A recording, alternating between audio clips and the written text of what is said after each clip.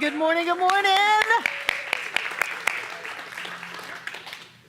So I would rather do this when John was here because it just gets a little funny with him gone, but I want you to know you've caught me cheating on Ernest.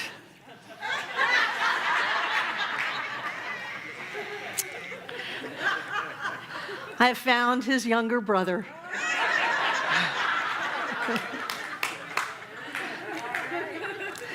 And when I first found this, but I have no idea how this got in my office. It showed up about a year ago. I looked at it and immediately knew that I wanted to put it on the website. So I put this book, The Law of Mind in Action, another book of Fenwick's, Being and Becoming, and his third book, How to Develop the Faith That Heals. And I worked them, it takes months to get a book ready for the website, and I worked them all up and put them on the website, and as class schedules were coming around, and I asked myself, Barbara, what are you going to teach this fall? All I wanted to teach was Fenwick, because he is amazing. He's absolutely amazing. He helped Ernest write the original textbook, but when he's left to his own, he's not nearly so stuffy as his older brother. It's all the same thing: spirit, law, body, manifestation, creating your world, but Fenwick is a poet. And in Ernest's later years, he helped Ernest write The Voice Celestial, which is an epic poem about our purpose in being here in physical form. And so I wanted to share with you just a little bit of this. And I read this once before, but I think we can all hear it again. It's the introduction to The Law of Mind in Action. I just love the old-timey metaphysicians. They're so clear. They're just so clear. He says, there is a law of healing so plain that even a child can understand it. So fundamental that the ablest mind has never yet thought through all of the facts and phenomena of life that rest upon it. It is the purpose of this book to make this law plain.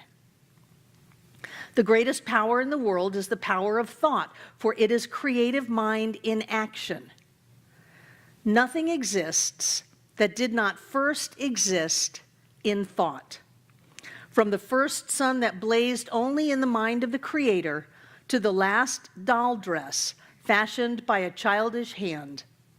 Science supports the fact that the first movement in nature can have come only from the application of an immaterial force or will to the primary etheric particles, otherwise in a perfect state of equilibrium.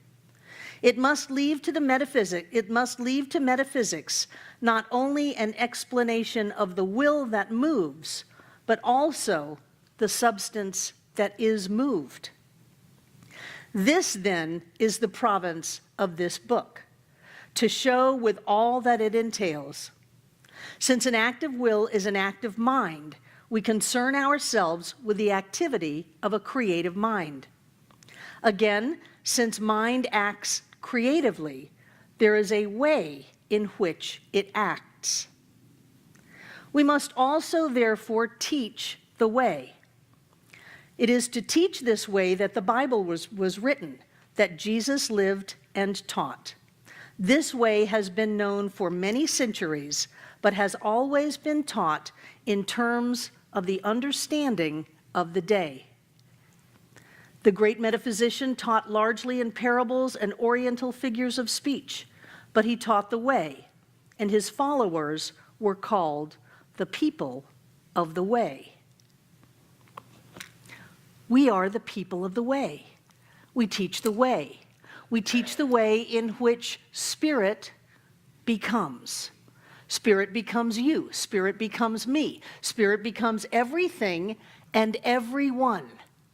And in this more poetic version of Science of Mind, Fenwick describes things as, when we love, spirit loves as us. When we live, Spirit lives as us. When we breathe, Spirit breathes us. And so there's a little bit more dualistic concepts in there, but for me it touches my heart. I want to be breathed by Spirit. I want that. I want to be the action of Spirit loving in the world as me. And I want to know that this is right here, that sometimes we take metaphysics and we put it all on our own backs and we've got to do it all ourselves, and we forget that our very nature has us lifted by the entire universe. That our very nature says that so many things are in the works to take care of things, to bless our experiences, to have only good come from this, to put our hand out and grab the coin out of the fish's mouth, to be able to have our needs met and to have things work out. We forget, because God forbid we should go into this dualistic idea of an outside God, because for me, that God, the kids in the room, they pretty much screwed me over most of my childhood and my life. And I had this belief in this vindictive deity out there that was just out to get Barbara. And so I don't want to go there, but I don't want to lose that idea that I'm connected with all that is, I'm connected with everything that is, that my life has purpose and meaning. And that this movement of Spirit in my life is something that will do something to me and for me. It doesn't mean that I've given my power up or that I've lost control in my life. For that matter, Fenwicke is very clear. He says the way to have control over your life is to have control over your thoughts and to proclaim boldly that I will think the thoughts of love this day. I will think the thoughts of faith this day. I will think the thoughts of trust this day. And those are the only thoughts I will think. I will not let myself get hooked or tricked by things on the outside or even things on the inside, conscious or subconscious, that I may have picked up along the way, that I will stand true to who I am as a spiritual being on planet Earth. And that as I open up to that, I can feel something. Spirit breathes me. It's so native. I remember in Native American teachings, we'd be sitting around the fire, and Rocking Bear would be doing his native teachings, and he would say, you have to become as the hollow bone. That was a phrase, is a phrase in native teachings. It means you have to get your ego out of the way, or your bloated nothingness, as Emerson said. You have to become as the hollow bone. You have to surrender to nothingness and then feel Spirit blow through you. So you have to surrender to the idea that I've got this all handled and that I can create everything because I'm going to do it my way and I'm going to have it come out the way that I feel most comfortable with, and surrender to this idea that there is something, even though it feels like nothing, and then whoosh, it comes through. And I tell you, that's a friendlier world for me to live in than the one that says, I have to do this. I want to connect with something that lifts me, that inspires me, that loves me, that has things 10 steps down the road already organized. I want to connect with that, and yes, it is what I am, but sometimes I don't know. And so I want that feeling that there is more to me than meets the eye. This book. How many people were in class last Monday night when I said this book is out of print?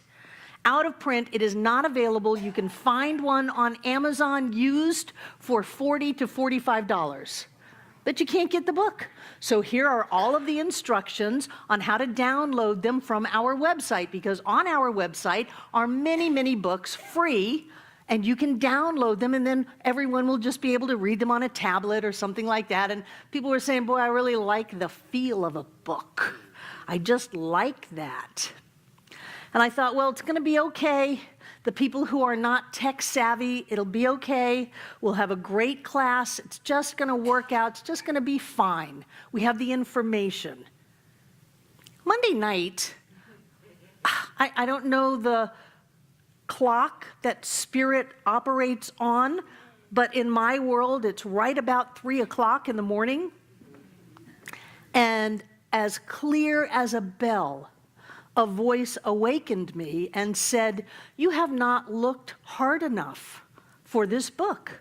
You have not done an exhaustive search." Now, I looked, and I'm pretty computer savvy. You know, if it's not at Barnes & Noble, if it's not on Amazon, if it's not on Google Books, I figure it doesn't exist.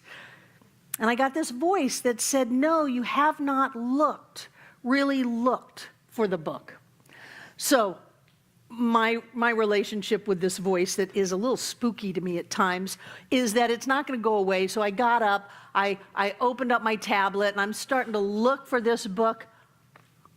Would you believe that Walmart sells The Law of Mind in Action?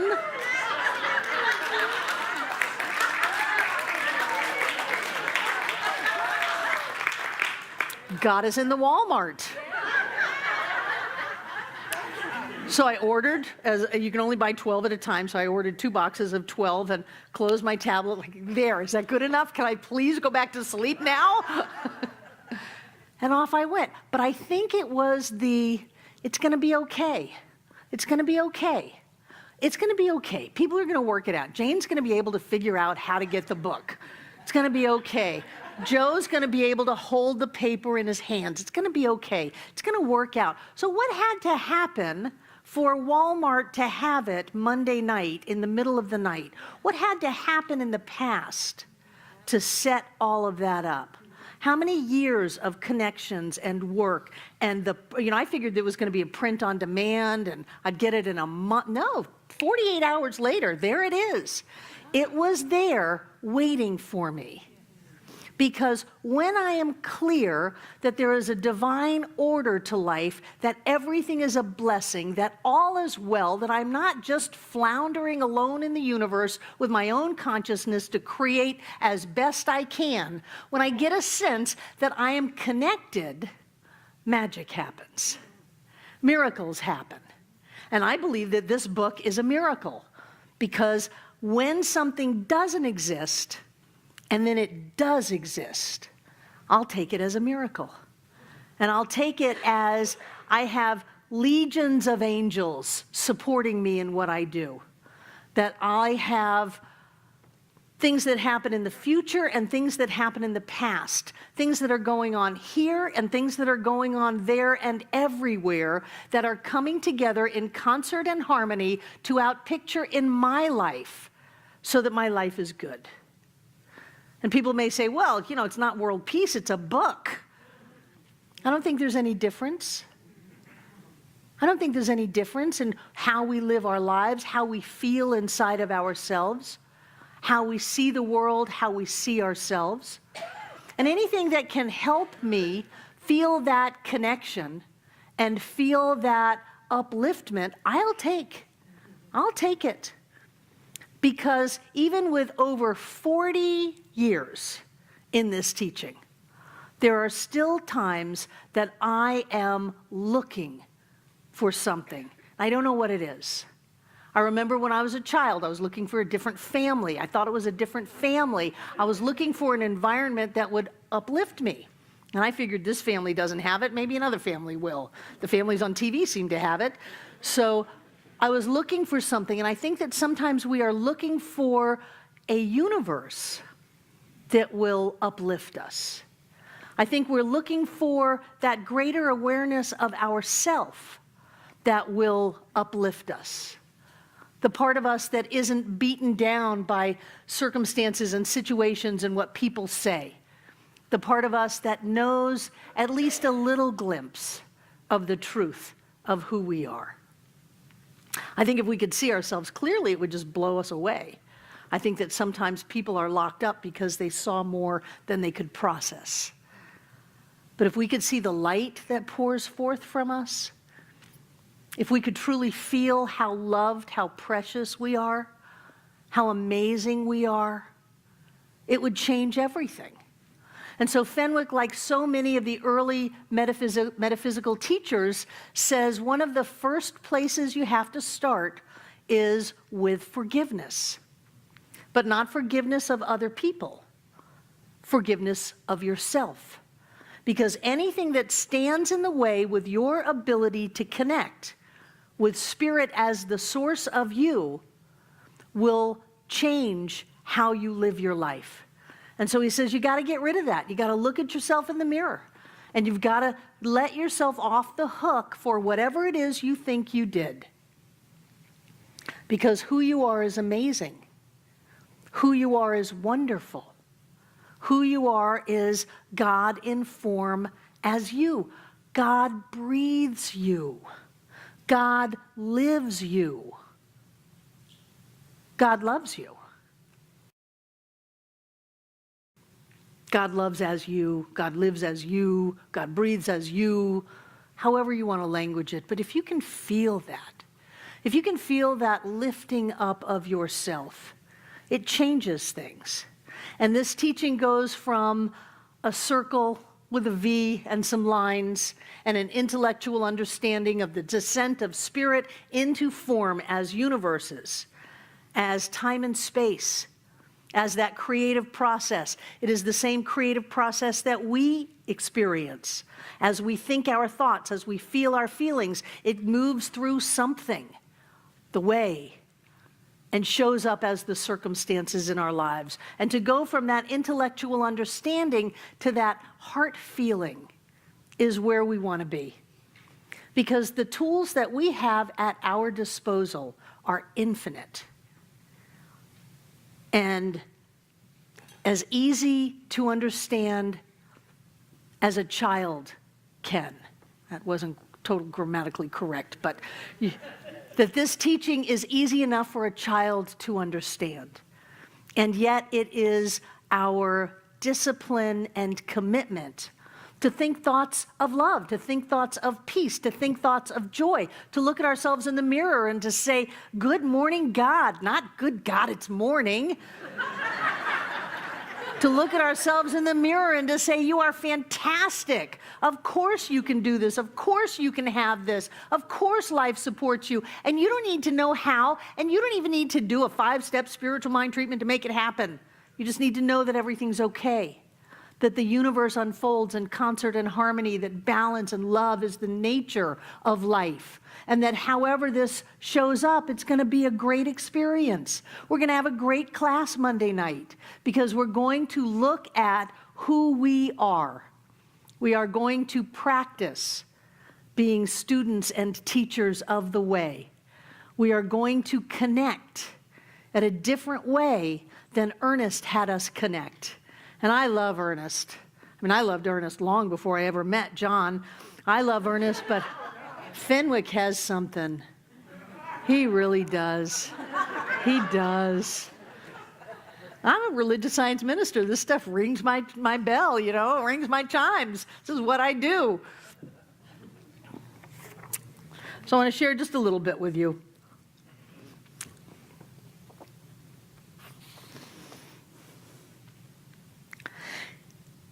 He said that if I need wisdom, I have it. If I need courage, I possess it. If I need strength, it is within me. My inner life is one with God. And when we turn for guidance to it, it becomes our teacher and our guide. Some people are a little hesitant to look for guidance. You know, show me a sign. Oh, Lord, won't you buy me a color TV? Show me a sign. No, there is a part of us that already knows. There is a part of us that is already there. And I believe that the future Barbara, often in my life, has reached out to the present Barbara and said, come, child. It's already done. It already worked out. Everything is already fine. I'll hold your hand as we go through this. And I don't know a more comforting or faith-filled attitude than that. There is that within you that has already gone there, that can reach out and take you. And it's already done. There's no need for fear or worry or condemnation. There is no need to put ourselves down. There is only that which lifts us and lifts us and lifts us.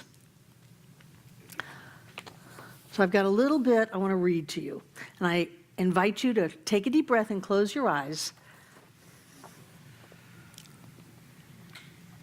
These are the ideas that he recommends we let move through our consciousness.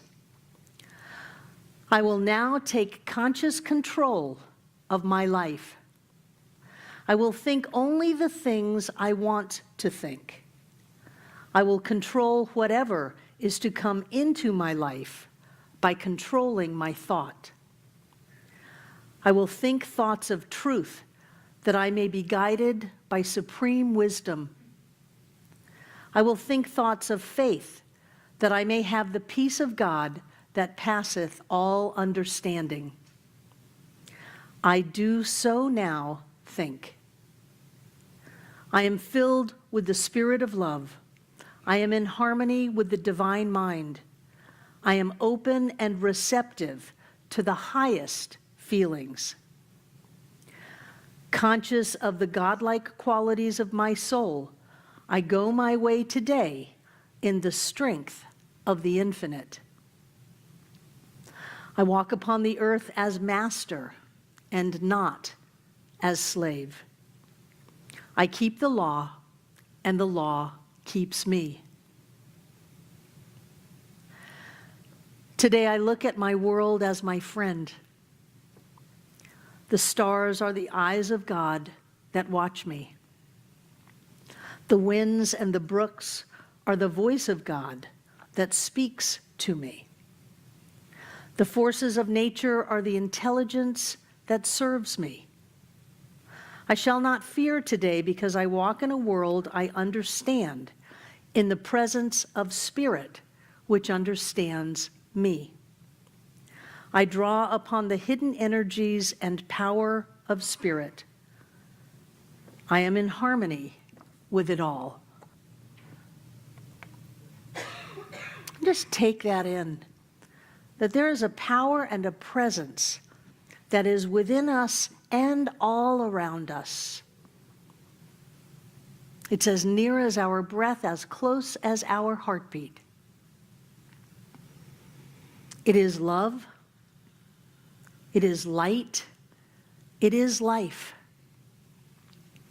And it lifts us every step of the way, that the only will of the divine can be for our highest and best, because we are it, and it is us.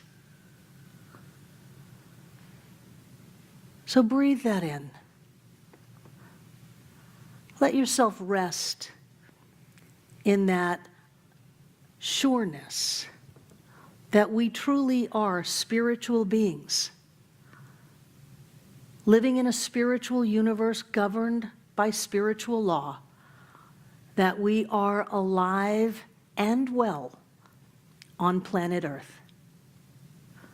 We have everything that we need, everything that we desire. Our bodies are the bodies of God, perfect, whole, and complete in every way. Breathe it in, because truly, each and every one of us is blessed right here and right now.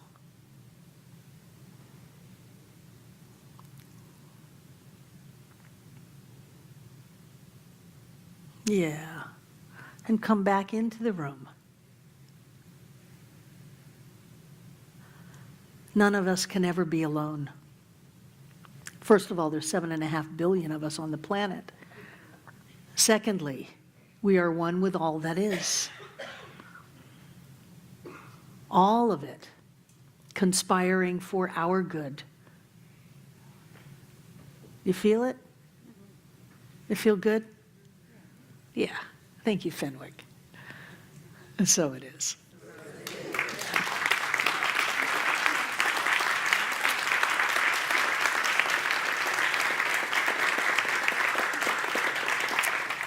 Thank you, thank you, thank you. And now our welcomers have come forward. Who's here for the very first time?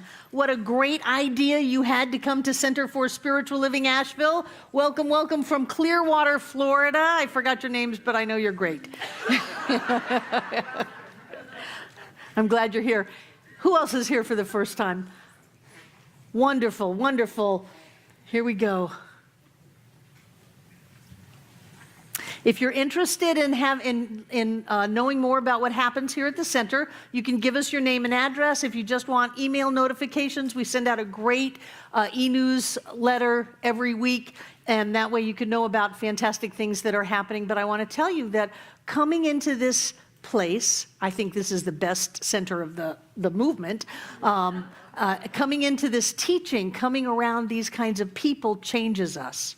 It has us quicken, or awaken, or shift. And all of a sudden, the world looks different. And when the world looks different, the world is different. So I'm delighted that you came to Center for Spiritual Living Asheville today. I'm very, very happy. Thank you. And now I'd like to invite our prosperity acceptors to come forward, take out what you're going to give. Those of you watching online, you too can be part of this giving process of life. You can go to our Donate Now button on the website, click it, and it will take you right to our PayPal page. And for those of you in the room, thank you. We're good. We are better than ever. We are doing great. We are demonstrating our teaching. We are walking our talk. And I am so grateful to be the co-minister of one of the most prosperous and successful centers in the movement. I am so proud that we put our money where our mouth is, we move forward in life in trust and faith, and the universe shows up. So whether you're putting something in the basket today, whether you have given through the donation station in the social hall, the PayPal account, the auto giving program, or if you have your bank send checks in, or if you just mailed something in on a whim, thank you. What I know is that God is the source of all supply, that money is God in action, and that our lives are filled with the presence of Spirit.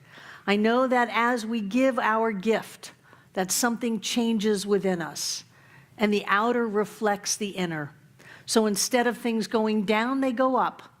Instead of having less, we have more, because the universe always brings back what we give into it. I know that each one of us comes together today to make this Center for Spiritual Living Asheville all that it was ever meant to be. It is a place of peace, a beacon of light, a tower of strength, and a fountain of wisdom that touches the lives of all who call it home. And we'll repeat our investment affirmation together aloud. I freely and joyously give from the abundance and fullness of my overflowing wealth, knowing my gift goes with love as it touches and blesses the world. And so it is.